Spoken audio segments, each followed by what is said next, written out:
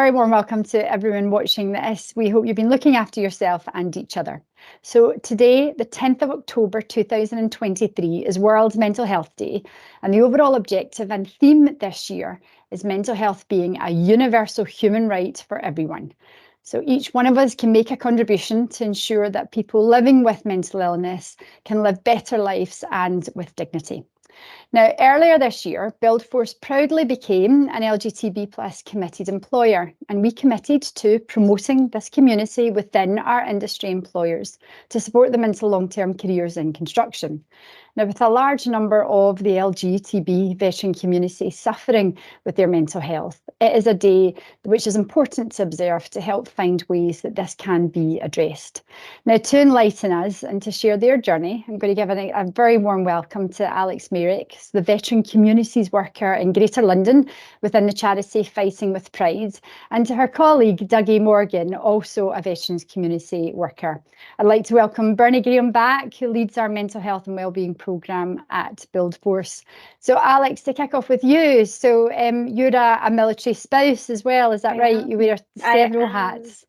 Yes, so I'm really, really proud to work with Fighting with Pride, and I have a vested interest because my partner, I'm in a same-sex relationship, and she is currently serving. She is just coming up to about 3 or 4 years in service. I can't remember, it's been such a blur, but she's having a wonderful time, and it's a really inclusive environment for her to work in, which of course, unfortunately, is a stark contrast to how a lot of the people that I support in my day-to-day life experience the forces. And I think sometimes that helps me understand a little bit more about how we've got to the places that we are, certainly in the history of the community. But yes, it's a wonderful job, but like I say, a very stark contrast to what I'm used to at home. And Dougie, you too, you're a veteran as well as a military spouse, is that right? I am, Angela, thanks very much. Yeah, an old veteran, may I add. I joined 1979 before the ban was lifted in 2000. So I've served pre-ban and post-ban, and I just retired 5 years ago after a 38-year career in the British military. Not all good, Angela, but a lot of it good, especially for serving personnel who could not be themselves because of a military ban by the UK government. And did you take this role, Dougie, just to put some wrongs right, or just to be representative of this community within the armed forces? You know what, Angela, you don't know your journey in life. And I, when this opportunity arose, I was working for a 5-star hotel called Glen Eagles, which you'll know very well. Yeah. And out of the blue, and I came home to my husband and just said, look, I've been asked to apply for this post. He looked at it and he says, it's got your name written all over it, Dougie. He says, nothing ventured, nothing gained. I was already an ambassador to the LGBT plus community in Scotland already through my military service. So I had all the connections. And I applied for it, so there was nothing ventured, nothing to lose.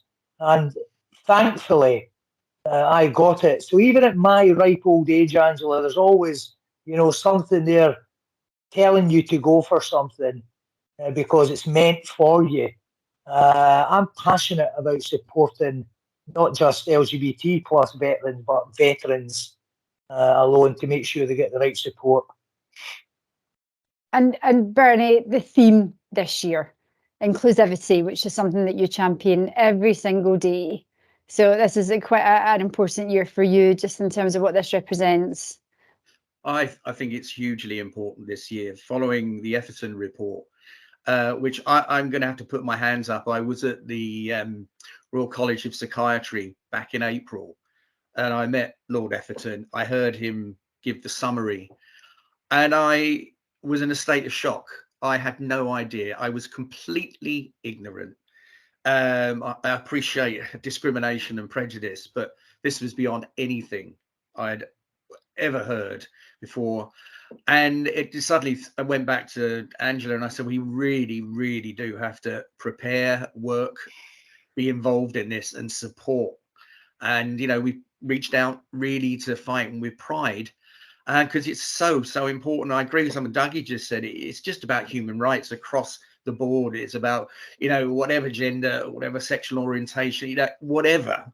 It's about respect and concern and kindness, you know, and compassion. And some of the stories I've heard just beyond belief.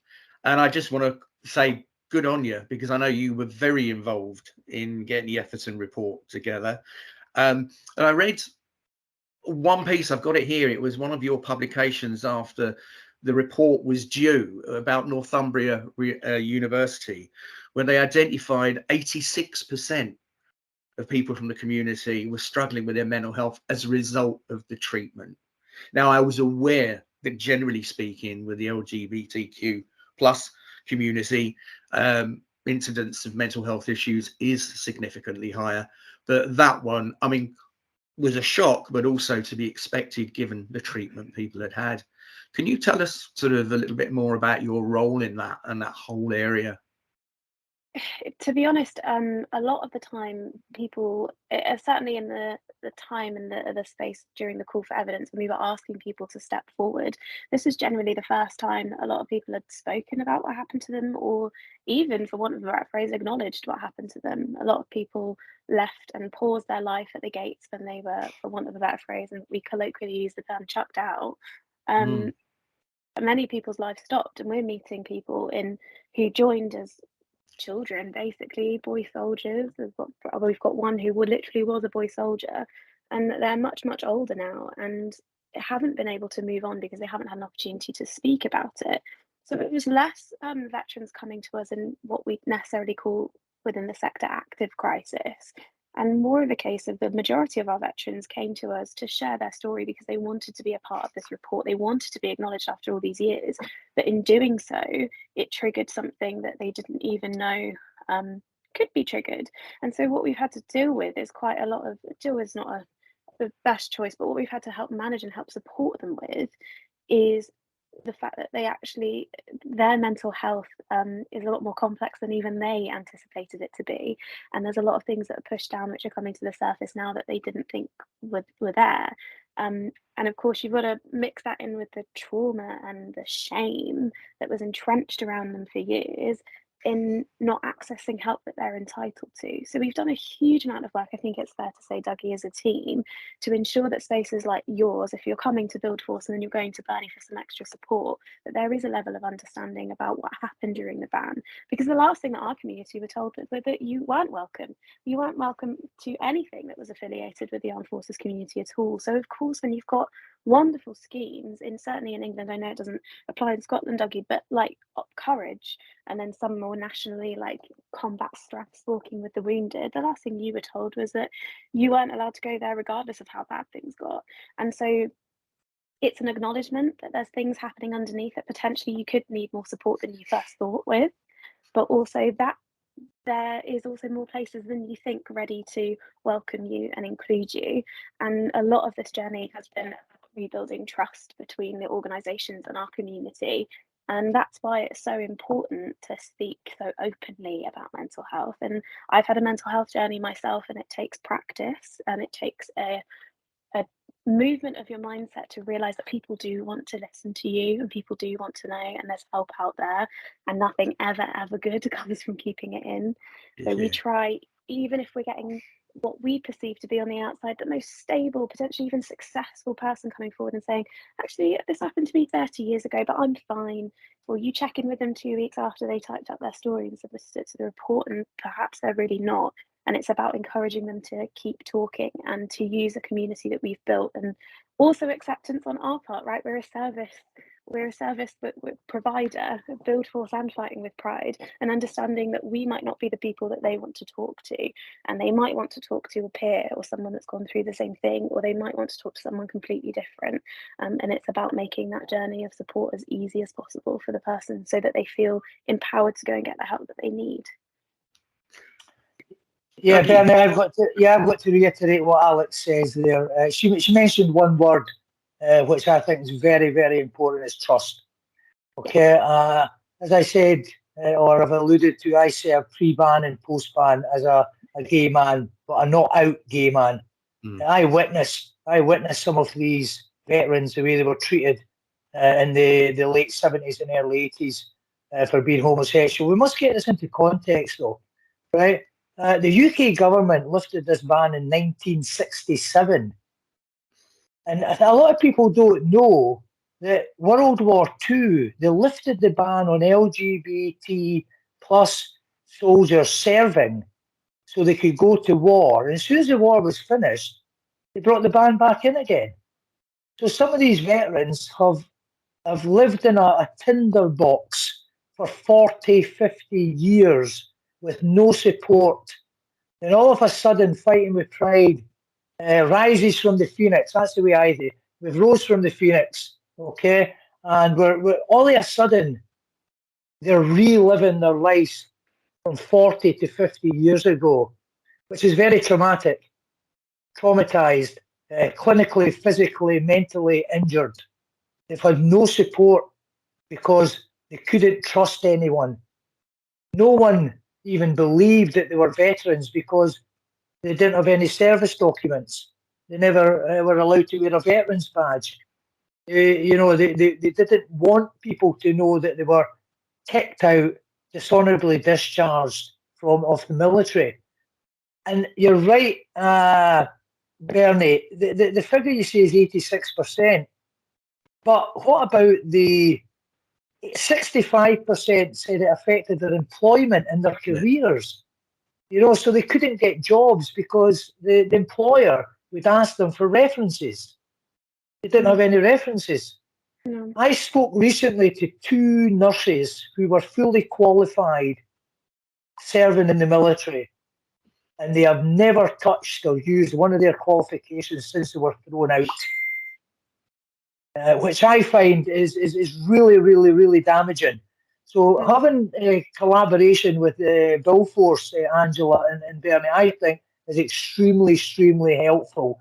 But the trust has got to be there.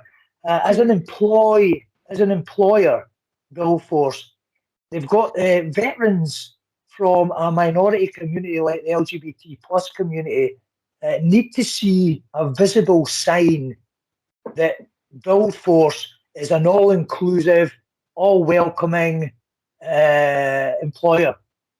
And between Fighting with Pride and Alex and her role down there, my role in Scotland and Northern Ireland, because I cover Northern Ireland as well, which is a completely different kettle of fish, and I don't think we possibly go down that little rabbit hole just now.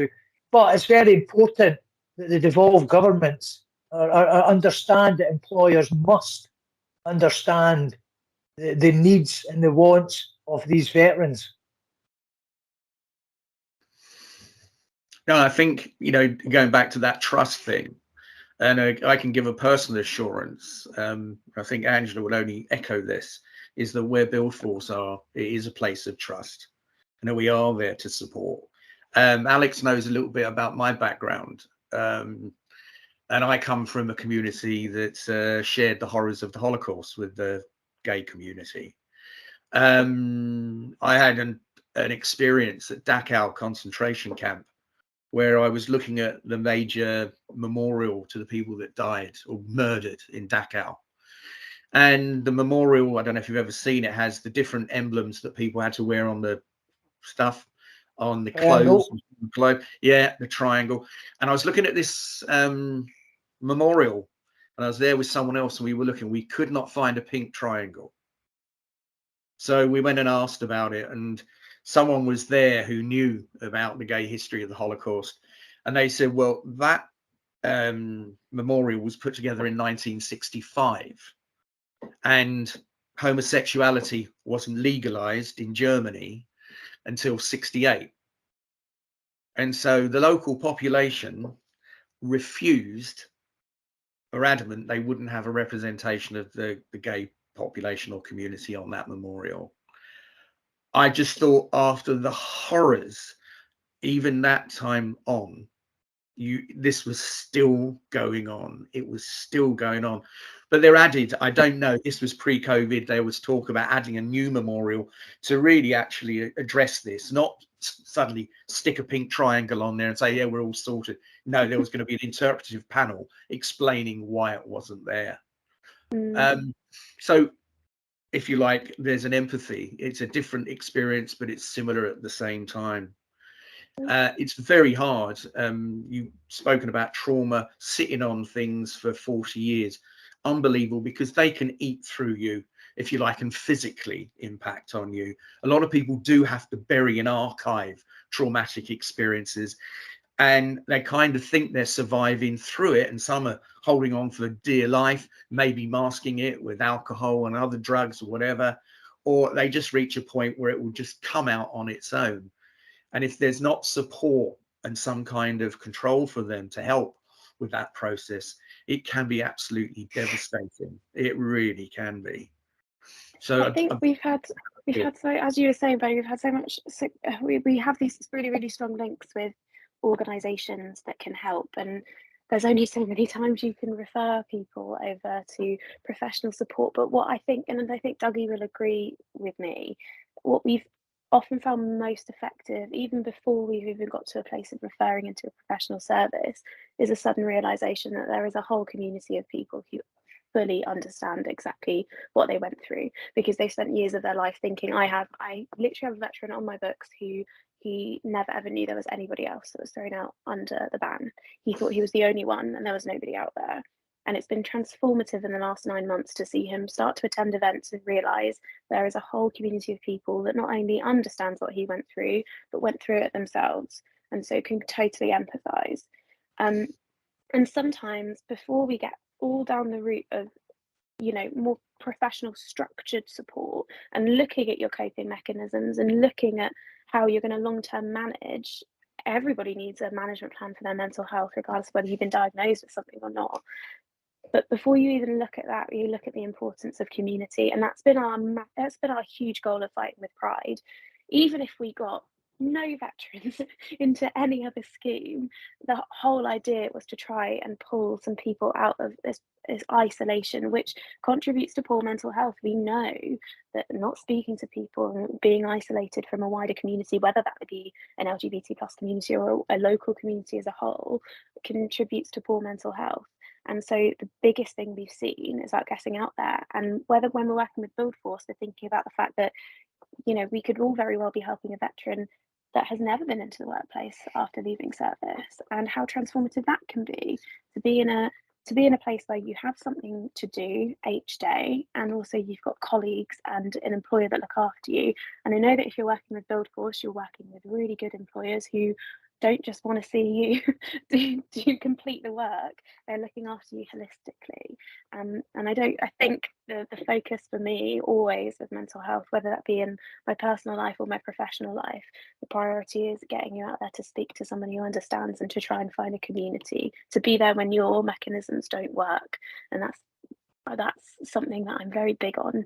And even when people are hesitant, I think you'll agree, there's a lot of people out there that at first offer will be like, I don't want that, I don't want to speak to anyone else, I just want to do this by myself. But even if they go to all of the Up Courage meetings, or even if they go to Combat Stress Walking with the Wounded, or go through their GP, the one thing that will make the biggest amount of difference is getting out there, talking to people and finding a community, and having purpose and worth. I've been there where you don't feel that you have purpose and worth, and that can come through employment or wider community. And I think that's the key. I think you're bringing two things together there, Alex, about meaning and purpose, which is huge across the board for all of us. Otherwise, we're just going to drift. The other element is about social support, people being there in your corner when you need them.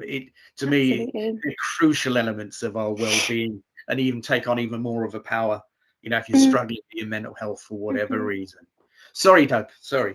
No, it's very interesting that Alex uses the word community, because I totally agree with her.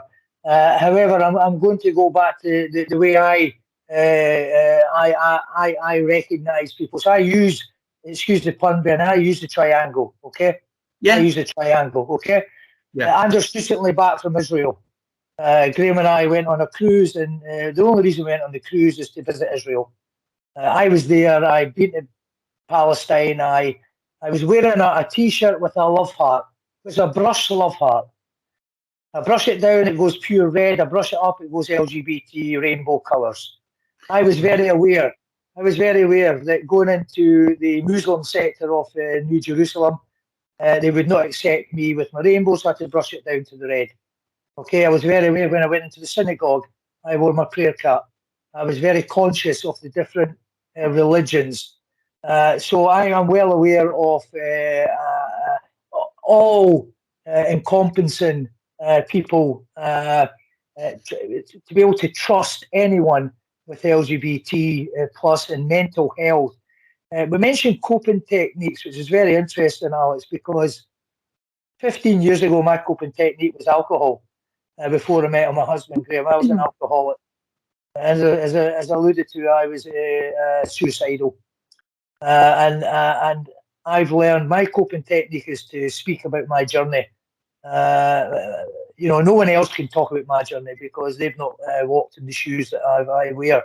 However, people can empathise on some parts of my journey, whether it's the mental health aspect, whether it's the alcohol aspect, whether it's the suicide aspect. And if it wasn't for friends and colleagues at the time, and I was still in uniform, and I was turning up to work, still reeking of drink. I really was. I don't know how I survived, right? But I did. And that's, I think, an important message to get out that Alex mentions about people being isolated and not having any support. It's having people in organisations like Billforce and any other big organisation who welcomes veterans, that they understand that there is someone out there to help them. So even coming into as an employee of your organisation, they still might require assistance, they still might require support, and as long as they're aware that someone somewhere is there for them. So I go back to that triangle, Bernie, okay? I sit at the top of the triangle, okay? We come down to the right, that's all the organisations that can assist. And in the bottom left is the veteran. And I sit there and I will always be there.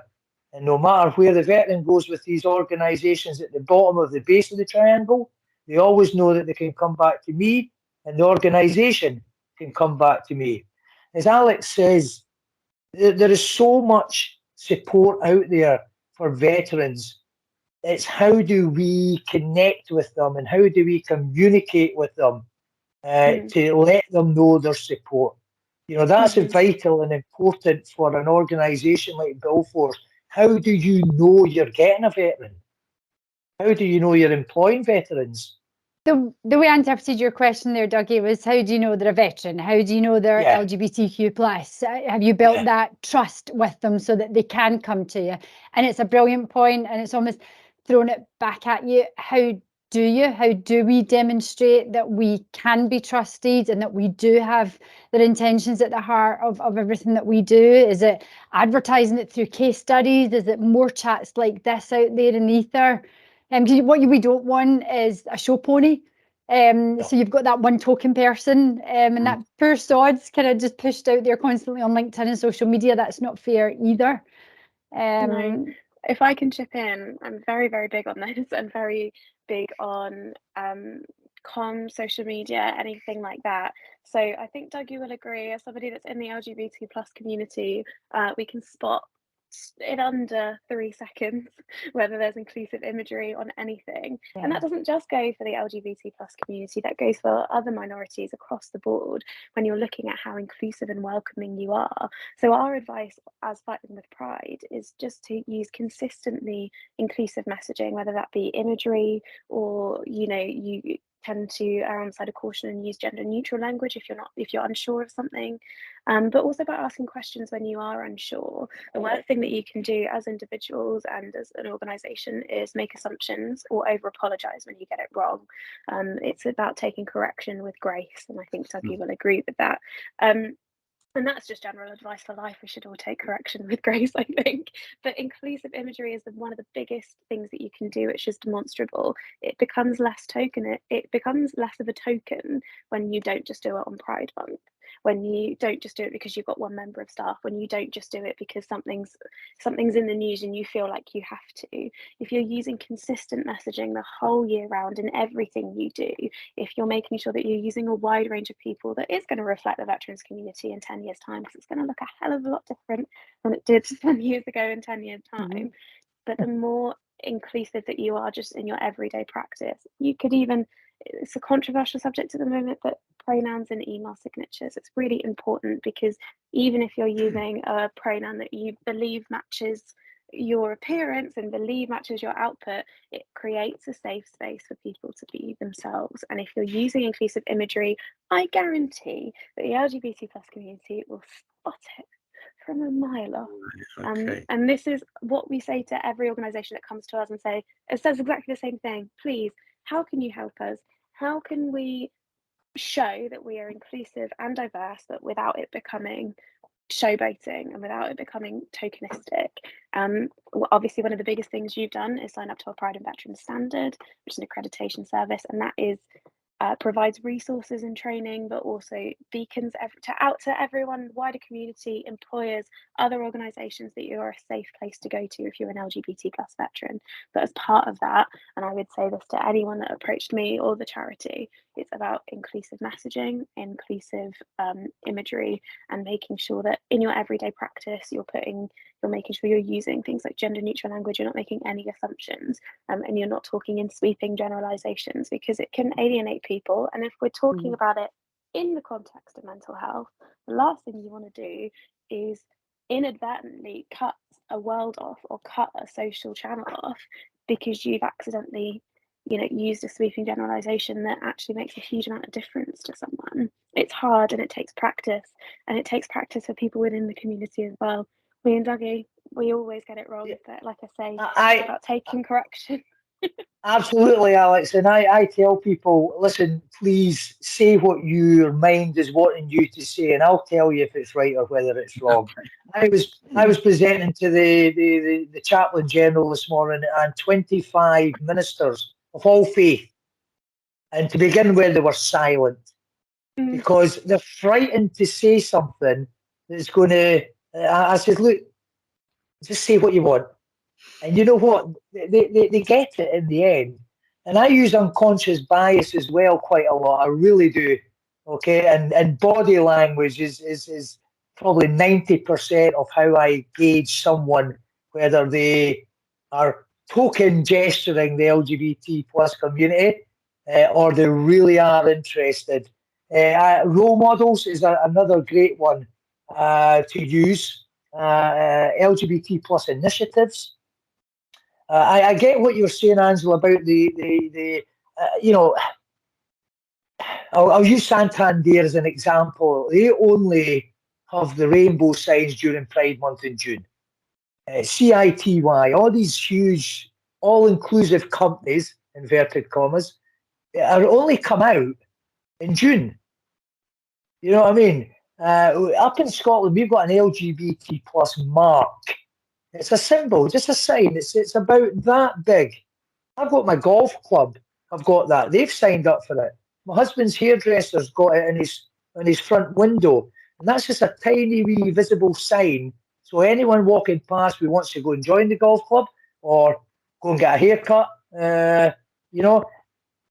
by just seeing that little sign, understands that that's a safe space for them to go into. I think it's, the language, the respect, the reassurance, the visibility, the support, and being able to listen is vital for an organisation. You don't have to fly rainbow flags outside your building. You don't have to do that. But it is nice, okay, to have a visible sign. Don't go overboard, because people will just get sick of it. It will be, Alex, you're right, because, I don't, if you go into a gay community in Manchester, London, Birmingham, Liverpool, Glasgow, Edinburgh, you're there, because the rainbow flags are flying from all the pubs, the bars, the restaurants. You come outside that little quadrant or that little Soho Square, right? You wouldn't know if that bar, restaurant was all inclusive. And hence the reason that the majority of LGBT plus personnel go to their safe space where they know that it's safe for them to be themselves. Because as I say, Graham and I were attacked in our own home 8 years ago in a little village just 4 miles down the road here, and we showed no signs of that we were a same-sex couple. Our neighbour knew, but there was this group of youngsters attacked us in our own home, and we moved up to where we are now. So, yeah, the community's got to be very careful on where they go, who they talk to, who they trust. You know, but and just a little sign, Alex, say whether it's a lanyard or whether it's a wee sign on your web page, you know, that then shows that you're all inclusive. Absolutely. Absolutely. If we've got a service leaver coming to us to say that he's decided to sign off and leave the armed forces because of the way he's being treated, it puts a huge moral obligation on us to put him somewhere safe and somewhere that's going to respect him. And as much as I love the construction industry, as much as I know that there's people in the construction industry who would do that, there's communities within the construction industry. At that point, should we be referring them to be getting support and discussing it, or are these just stripes that they have to earn to move through life? No. If you can get early intervention, Angela, early intervention is a success. This youngster, by the sound of it, is probably in his early 20s. He's been maybe told a lie, or wherever he is in his life. He needs support now, Angela. Right. So, as a veteran, as he will be, when he's leaving the armed forces, and whether it's to do with sexuality, whether it's to do with his mental health, he needs to be signposted. He needs to be directed to an agency, an organisation who can give him that support now. Because like me, who hid everything away for 40 odd years, that damaged me more. If I'd been able to get support back in 1980, 1981, I wouldn't have had 2 court martials. I wouldn't be an alcoholic. I wouldn't have tried to take my own life with suicide. There was no intervention then, Angela. So early intervention is a must. And I think Alex will agree with me there. Early intervention, it's about providing the community, especially the younger people in the community, the support that we didn't get. I'm a bit older and I would have really appreciated further support when I was growing up in a rural and not entirely sure of who I was and panicking about, and it came out in wrong way, and it always does. It manifests in behaviour that's not conducive. And a lot of my adolescence overachieving to try and make it okay as much as I can, and absolutely burning myself out in the process, and just being quite generally angry. But I was very lucky to be in a nice household and brought up very well by a huge, very, very loving family, but I still didn't ever come out until I was 20, because it was still a struggle, and I was very aware that I came from a rural community. So the earlier that you get help and support and meet people who are within the community and know exactly what that's like, and if I'd have I'm just about 30 now, and I think LGBT plus people growing up now, it's a completely different world to one that I grew up in. I had the Holy Trinity. All I had was Sue Perkins, Sandy Toksvig, and Claire Bolden, and they're 3 absolute national treasures. But there's only 3 of them. That's what we've got.